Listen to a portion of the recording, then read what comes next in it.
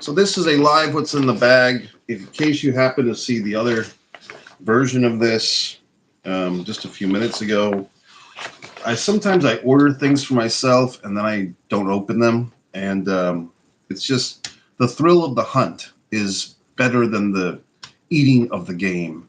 So this package I ordered something. I didn't send it to myself. It was ordered on 6/16/20. So that's over 5 years ago, the height of the pandemic. And at one time, I pretty much knew what was in this bag. I know it's a bunch of wrestling magazines, spoiler. And I remember that I'm just trying to jog my memory. My memory is being jogged. That the Ultimate Warrior was on the cover of one of these. Gentleman that I had met once. Okay, silent for the cutting.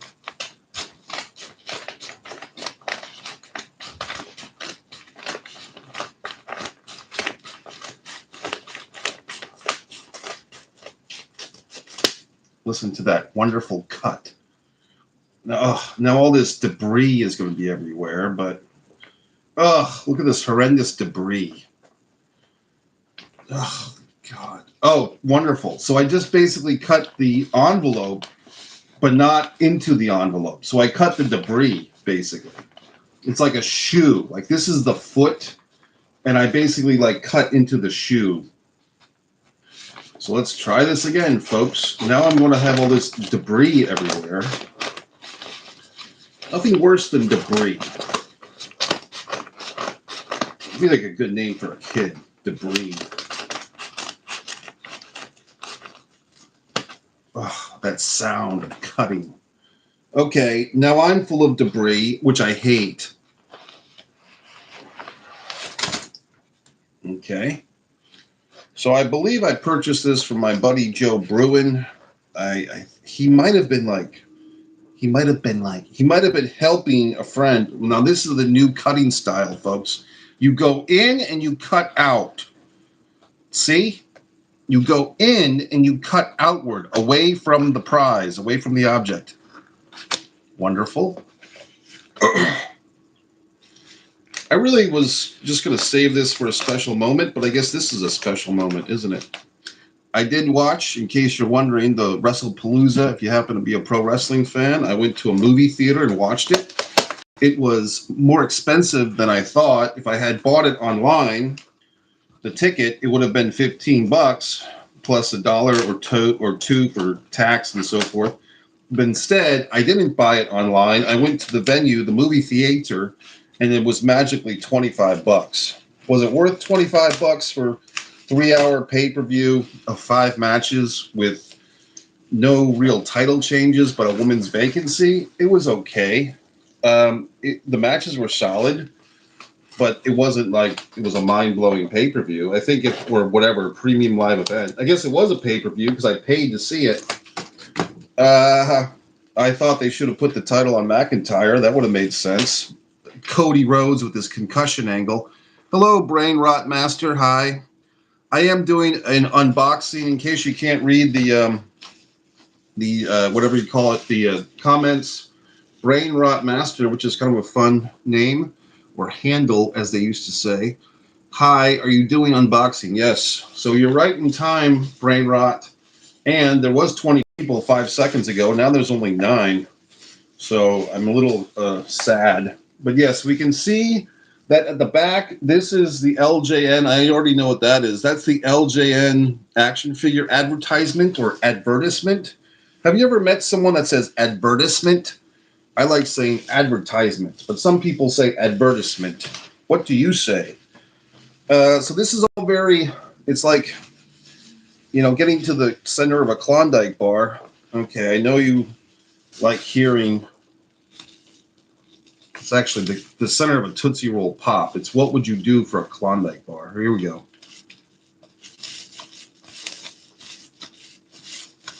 Brain rot. You missed the fact that these, I ordered this in 2020. It was marked June 19th, 2020. June 16th to be exact. So over 5 years old. These have traveled with me basically this is the third address, and I'm actually moving again tomorrow. Oh, my God. Listen to that. Okay, Brain Rot and everybody else. Here we go. We're live, baby. Thanks for subbing, Brain Rot. I appreciate that. Plenty of wrestling stuff on this channel. Ooh, that magazine, this one I've never had a copy of before.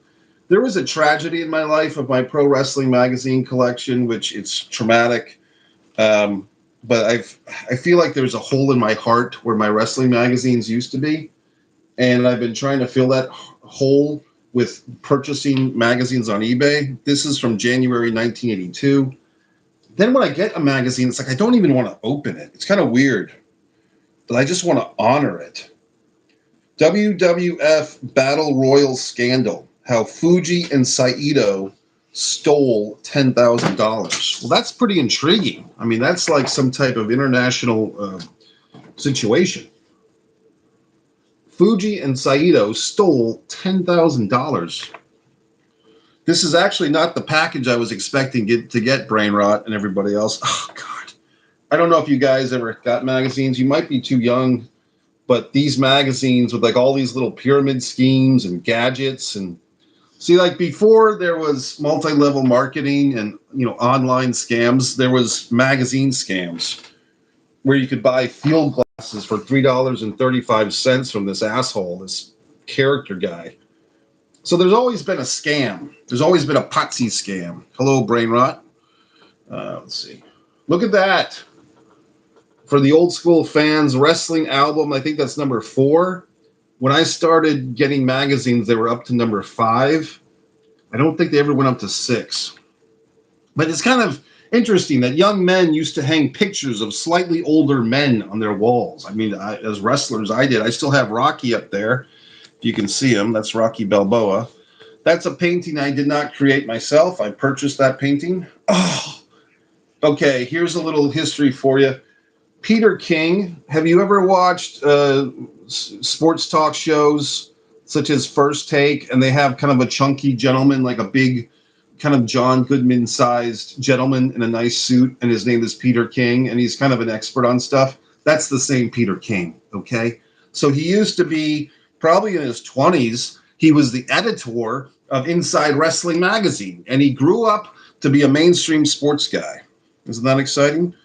So this is the thing. I could sit here and read this whole thing all night, but Dan Shockett, my God, Dan Shockett used to be basically the Vince Russo of the wrestling magazine circuit. He was a real guy. He wasn't made up, and he liked all the bad guys. So he would always root for the bad guys.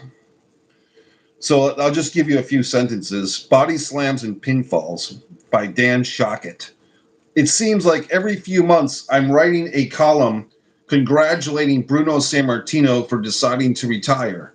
I guess my hope is that one time he'll really mean it. Well, we can all hope wrestling's laughable legend will no longer embarrass the sport by participating in it. It got to the point where even he couldn't ignore the clumsiness, stupidity, and obvious referee favoritism that marked his latest matches. The man moved around the ring like a beached whale with gas. It was pathetic to this once mediocre athlete become truly terrible. We shall be spared the sight of Sammartino walking into arenas as idiot fans cheer wildly.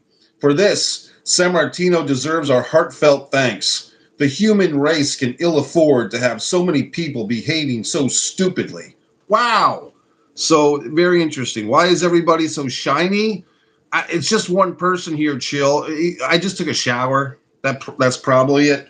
Look at this wonderful capsule profile pinup of Les Thornton.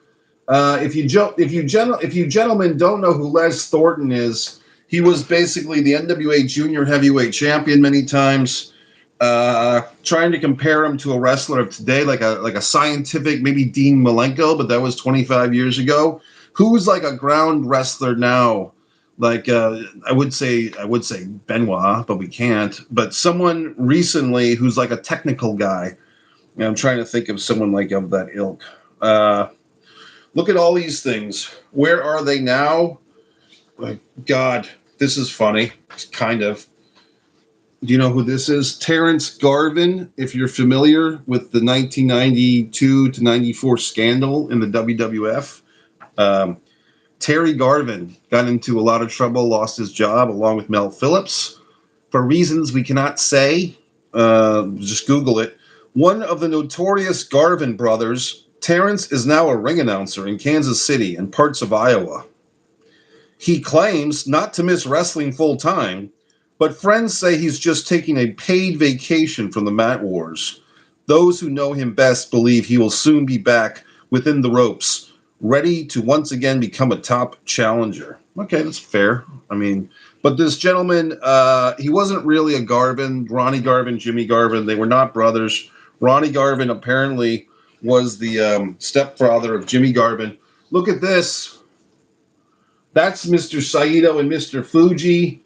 Their Battle Royal scandal, very exciting. I officially have no viewers. At least that's what's listed. So I don't know if Brain Rot and Shield have abandoned me or if just YouTube is screwing with me. But if you gentlemen are still around, say hello.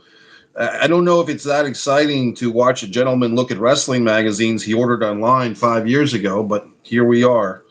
Harley Race laying the smack down. He says, I think Dusty is the pits, meaning Dusty Rhodes. If a wimp like Flair can whoop him for the title, then he simply isn't half the wrestler I used to think he was. Very brutal words. Look at this, guys. This is Bob Backlund. Not the best picture of Bob. Bob he was like not very liked at times by the wrestling magazine people. Okay, here we go. This is jumping forward to September of 1992. This is kind of a rude title. It says, Hey, Legion of Doom. Go for the title or go away. It's not very nice. But yeah, the Legion of Doom, the Road Warriors. You see in this magazine, Michael P.S. Hayes, Purely Sexy Michael Hayes is photographed. Very exciting. Of course, he's one of these behind-the-scenes guys now. There is no light heavyweight division in women's wrestling because most grapplers are within the same weight range. So these magazines used to have this information, and it's called You Asked Us, and fans could write in with their queries and their questions, and you could just ask interesting wrestling questions. Mike, listen to this one. My question is for Paul E. Dangerously, who's Paul Heyman. Will you attempt to recruit Terry Gordy and Steve Williams for the Dangerous Alliance? What a wonderful question. Dangerously, and this is Paul Heyman back in 1992, quote, the question is, will Gordy and Williams try to get into the alliance? Will they be able to resist hooking up with the most successful cooperative in the sport? If they seek me out, I may consider giving them a tryout. So he's just babbling about himself. But this is just fun, gentlemen. Too bad these pictures aren't in color. The Moondogs, very bloody. Jerry Lawler. I'm very upset. It says that there's nobody watching. I feel like a total and complete asshole right now because I had 20 people watching. Now I have none. My feelings are hurt. Chill and Brain Rot. I hope you guys, this is the best wrestling. This is probably the second best wrestling cover of all time. If you are watching last night, I have a 40-minute video from last night where I showed the greatest wrestling magazine cover. This one is immaculate. This is in wonderful condition. Kerry Von Erich defeating Ric Flair for the world title in, I believe, Texas Stadium. This was the biggest wrestling attendance for about 3 or 4 years until Hulk Hogan and Andre the Giant, 93,173. So here's, it is in fact the pack of magazines that I had ordered. This is the Ultimate Warrior. I was not a fan of the Ultimate Warrior's wrestling. I became a fan of the Ultimate Warrior's videos in the 2011 era when he was doing these, not the Heath Ledger stuff, but after that, he did, the first one was when he ripped into Hulk Hogan in a shoot, and then he started doing these motivational videos, which I found motivationally. Look at these wonderful photographs. The early 90s were really good for the After magazines. They probably had so many subscribers. They started inserting color photographs into the magazines. Actually, my Ultimate Warrior, that is a collage I made from Ultimate Warrior videos, and he signed it. That's actually a blown up copy. The regular copy was just regular sized. I did something fairly stupid. I laminated the original, which was not the best move. Then they would have like these. Look at this wonderful thing. It's a wonderful Ultimate Warrior poster. You can just hang that up in your locker at school. For some reason, for a couple of years, I had a Gentleman Chris Adams Pro Wrestling Illustrated poster in my locker, which didn't make a whole lot of sense. Question, and this is a poll. They would poll wrestling pundits. They would actually do this. It wasn't just a work, but they would actually poll the pundits. Will the Warrior be an honorable champion? Yes, 36%. No, 34%. Undecided, 30%. Thanks for participating. Were you surprised by the Warrior's victory? Yes, 53%. No, 44%. Undecided, 3%. How can you be undecided? You were either surprised or you weren't. Should Hogan be granted an immediate rematch? Yes, 67%. No, 22%. Undecided, 11%. These undecideds are pissing me off. Should Rick Rude get the first chance of the title? This is a topic. Yes, 37%. No, 41%. Undecided, 22%. Just two more, gentlemen. Should the Warrior be stripped of the Intercontinental Belt? Yes, 25%. No, 71%. Undecided, 4%. I'm very shocked by that. Can the Warrior survive the year as champion? Yes, 52%. No, 13%. Undecided, 35%. Well, guess what? He did. He did survive the calendar year 1990, but he lost it soon thereafter to Sergeant Slaughter. So, I mean, the answer is actually yes. So look at these wonderful rankings. Used to have these wonderful rankings in the magazines. All these territories, the ICW, Tony Atlas, PNW, there was still the AWA was holding on. But this is August of 1990. The territories were more or less dead, like not the Mid-Atlantic, but Georgia Championship Wrestling, Florida. Jesus.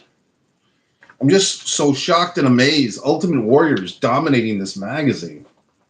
All right, gentlemen. Look, no one's commented in 10 minutes. I feel like you've all abandoned me. I feel very insecure about doing this. I feel like I'm trying to entertain you guys.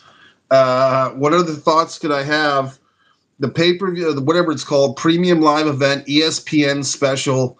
It was fine. I kind of bought into it. What's it called? The fear of missing out. Like, I thought because it was this first ESPN thing, it was going to be something super special. It really wasn't. It felt very NXT takeover-y with just the main roster people. And I guess this is how Triple H likes to do it. He likes to have these 5-match shows. And every match gets plenty of time. There's nothing rushed. There's not a lot of horse shit in the way Triple H does things, but it was okay. So, gentlemen, I'm going to leave. I have things to do. Thanks for tuning in. Thanks for subscribing, Brain Rot and Chilled. Thanks for checking in. And if you want to watch more of these rants, there's one from last night, and there's one from several years you can watch. And also wrestling clips, fun stuff. Mike Messier. I'm ending.